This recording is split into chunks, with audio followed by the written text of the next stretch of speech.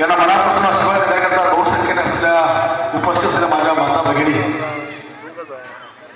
अभय आणि रजनी या दोघांचा विवाह सोहळा आपल्या सर्वांच्या साक्षी असेल भावाने आणि आई भाऊच्या कृपेने या ठिकाणी पार पडतोय.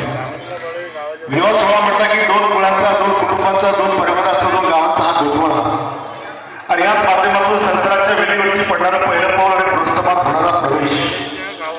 मानवी जीवनातील एक अनमोल क्षण, एक विलक्षण योग, या क्षणाची योगाची प्रत्येक तरुण तरुणी आतुरतेने वाट पाहत असते. तो क्षण म्हणजे विवाह सोहळा, ज्याची काही क्षणातच आपण साक्षीदार या ठिकाणी होणार आहोत. अतिशय नेत्रदीपक अद्वितीय असा हा सोहळा या ठिकाणी पार पडतोय. अभय आणि रजनी हे दोघेही उच्च शिक्षित विद्याभूषित आहेत. दोन्ही परिवारावर त्यांच्या कुटुंबाने चांगले संस्कार या ठिकाणी केले. समाजासमोर उभं करण्याचं काम महाजन आणि चौथंकर परिवार या ठिकाणी थोडी उमेदवार या ठिकाणी केलं.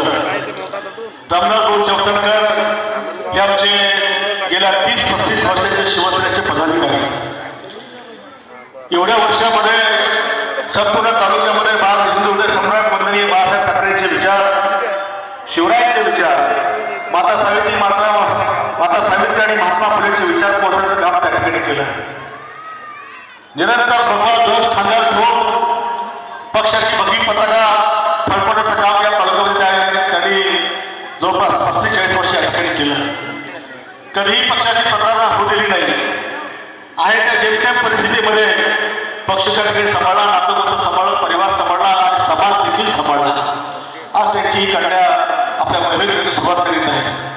केशवराव क्षीरसागर महाजन यांचे सुपुत्र अभय हा परिवार सुद्धा उच्च शिक्षित विद्याभूषित आहे. केशवरावने चांगले संस्कार या मुलावर केले आणि म्हणता हे दोघेही नऊ दाम्पत्य आपल्या वैभवीची सुरुवात या ठिकाणी करीत आहेत. या दोघांचं हे वैवाहिक जीवन सुखमय, समृद्धीमय, यशदायी, फलदायी आणि प्रेरणादायी ठरो. दोघांच्या हातून देशाची, समाजाची, परिवारातील लहान थोरांची सेवा करू. चौथनकर परिवार आणि क्षीरसागर परिवार या दोन्ही परिवाराचे मनोमिलन, याचं गुणांमध्ये संबंध, याचे रक्ताचं नातं हे जन्मजन्मांतर कायम राहू.